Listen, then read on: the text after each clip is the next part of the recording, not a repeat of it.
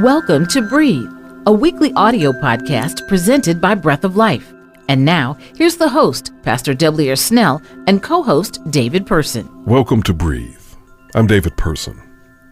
I'm the co-host of this great podcast that is presented by the Breath of Life television ministry. And of course, the host is Speaker-Director Pastor Snell.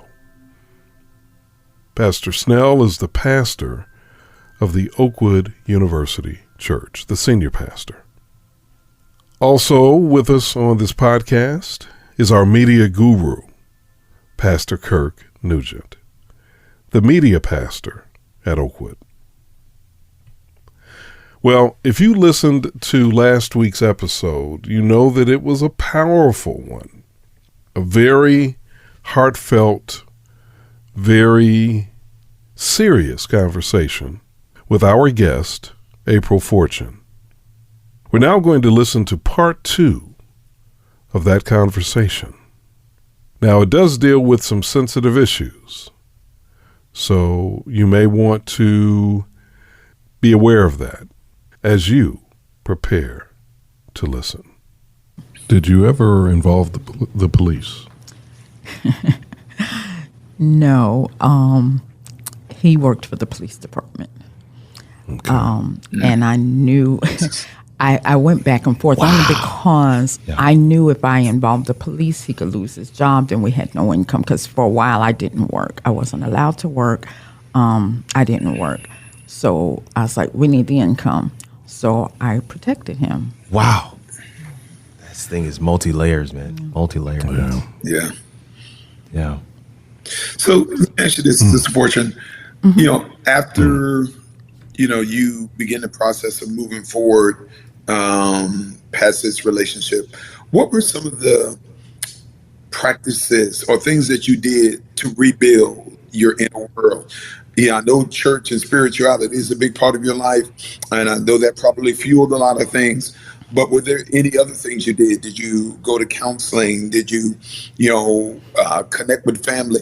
What were some of the things that helped you rebuild your inner world and help you become this amazing woman who is doing these amazing things right now? It's funny because I've been divorced 18 years now, and it's probably just the past 5 to 8 years that I started rebuilding myself.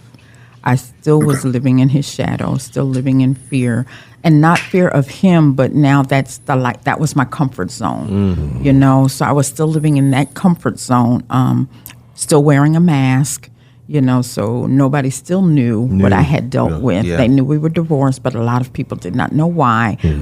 He gave his story of why we were divorced. It wasn't the truth, but I never argued. I never disputed it because I was still wearing the mask, still protecting. It was just probably within the past 5 to 8 years that I actually started finding out who April is. And in the process, talking to other women who had already been through it and who were where I was trying to go. Being in church was very important to me. For a while, I had stopped going to church. I was out there doing everything I thought I could do. Still masking, going to the clubs, drinking, dancing, doing it all. I did it all. But none of that meant anything to me. I knew that it was just me going through the motions, still masking. And it wasn't until I came to a realization that I needed to do the right thing, and that was to give my heart to God. Wow. And so I started going back to church, and I still was just going through the motion, though. Love it, right. And it was actually at I think it was a revival or something Oakwood Church had. And I was sitting there. It was a Friday night, and I was dressed to go to the club. But I stopped by there and sat through that sermon. And Pastor Snell, you were the preacher. You were speaking that night. And I gave my heart to God. Oh, wow. I walked to the front and gave my heart to God. My plan was to leave there and go to the club. I left there and I went home. And that's where I've been going ever since. The church. I never knew that. Wow. Pastor Hill baptized me a couple of weeks later. Yes. So, it's just a matter of I want to say being true to yourself, but first you got to even find out who you are, and then you have to be true to that person. And even then, I still didn't know who I was.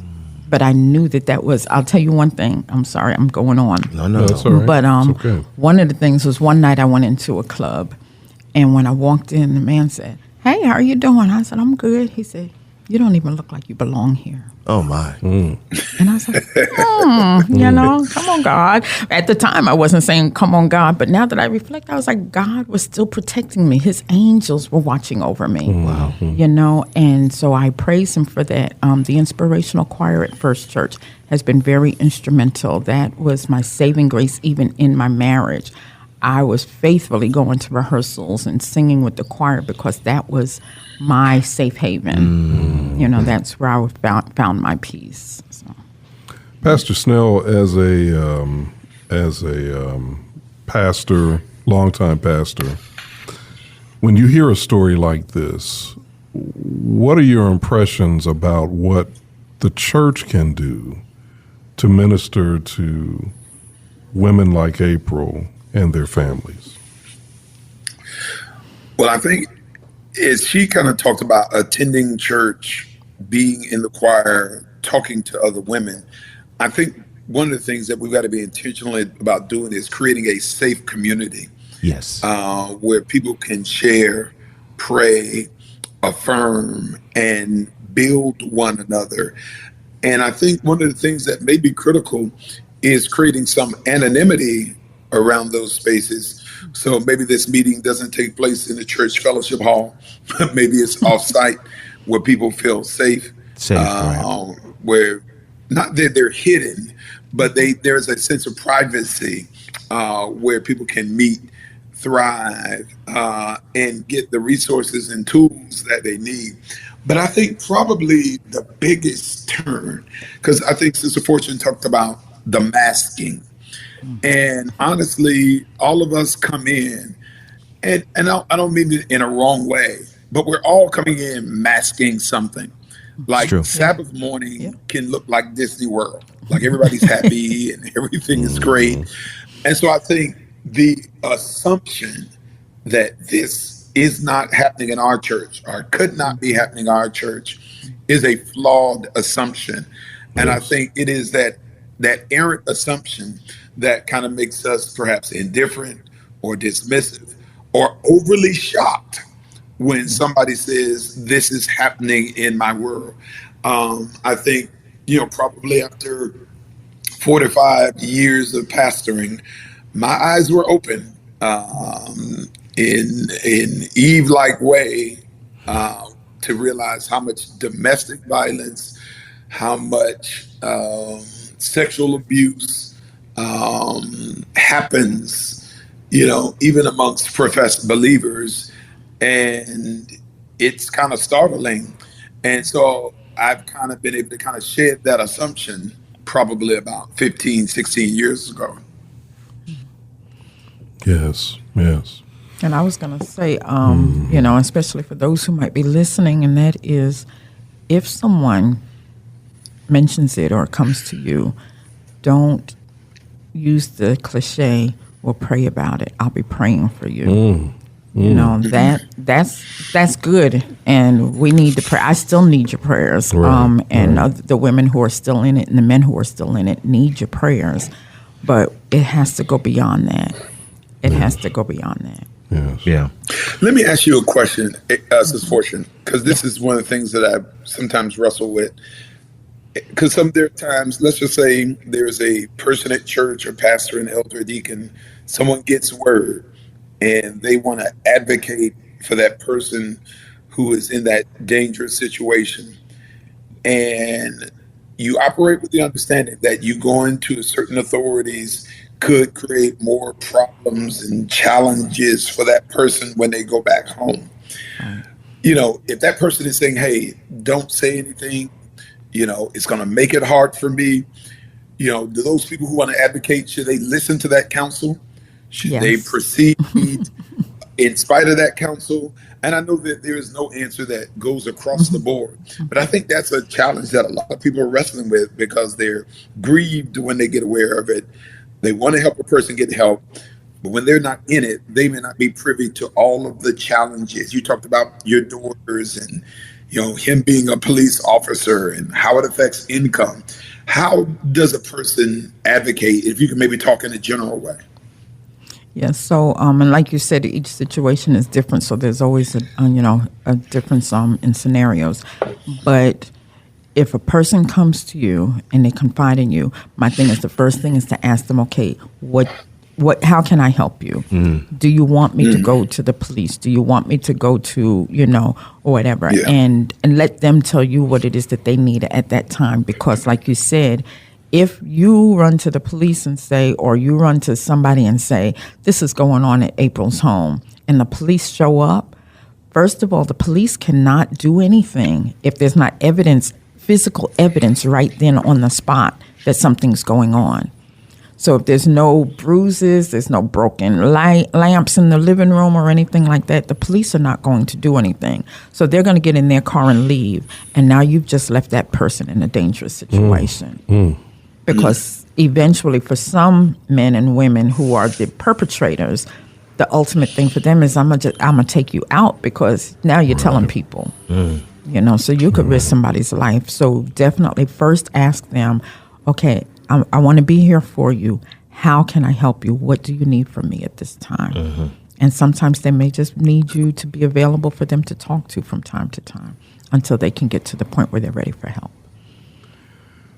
In Huntsville or in North Alabama, there's an organization called Crisis Services of North Alabama that may be a good resource. And there's some other organizations like that in North Alabama, and Asher Kieran is another one as well. And then also, I'm sure across the nation, people, if they do their research in wherever they are in the cities or towns where they live, they'll find that there's some organization there, even outside of their local church, where they can get some help. And we would urge you to do that. Get some advice, get some help. Pastor, any final thoughts? No, we just thank you so much for sharing your journey, the counsel that you gave us.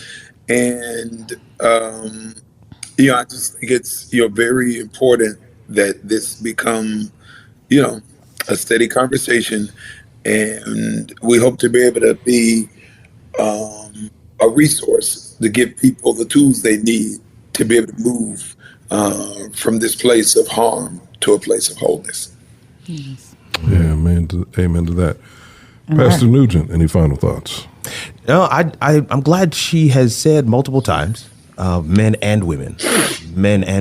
Abuse takes on many different forms and fashions. And in college, I was part of an organization that did some work at a men's shelter for men who were experiencing abuse. And I'm telling you, it's an experience I will never forget. We had to sign paperwork in order to get in there and to work with the men to make sure that privacy and that security was maintained and intact. But it left an impression on me because we always assume that it is on the other side of the coin, but it takes on many different shapes and sizes. And I just felt whoever's listening, there may be somebody that's listening that finds themselves into a similar situation, regardless if you're a man or a woman.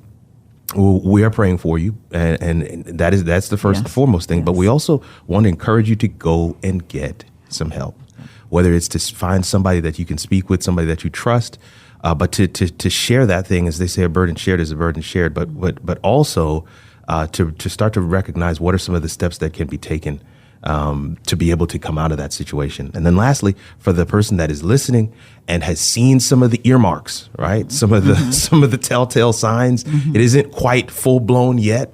There are some things you might want to do. Yes. And I think that your story is one that will really help to serve as a way marker, right? This is the red flag saying, fam, it can go down this path. It can get to this space. And you can do some things at this stage to be able to stave that off, to be able to prevent it getting any worse.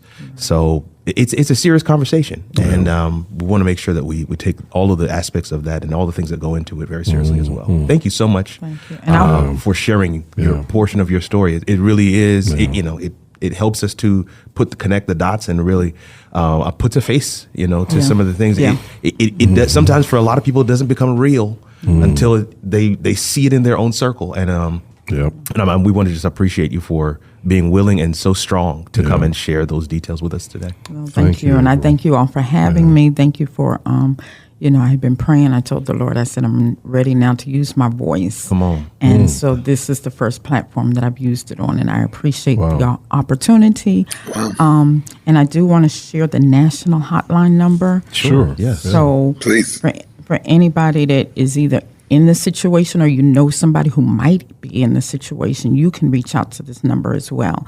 It's 1-800-799-7233. Again, that's 1-800-799-7233. That's the National Domestic Violence Hotline number. So no matter where you live, you can call that number and seek help. April, we really appreciate so much Thank you. sharing this, Thank you. candidly sharing this part of your life with us. We really do. God bless you, and thank you so much. Thank you. All right, that wraps it up for today. On behalf of Pastor Snell, the host of this podcast, and our media guru, Pastor Kurt Nugent, I am David Person. God bless you, and don't forget, life can be challenging, overwhelming at times, and you may be tempted to lose hope, but don't. Before you lose hope, stop right where you are. Pray. And then take a breath. Breathe. Breathe is produced by David Person for Breath of Life. Christian Lawson and Damian Malone provide production assistance. The opening theme was produced by David Person and James Bowman. James Bowman and Kelvin Wooten produced the closing theme. Special thanks to our broadcast partner, WJOU-FM Oakwood University Radio. Episodes of Breathe can be found on your favorite podcasting platforms. Please like them and share. Until next time, when life gets difficult, don't forget to breathe.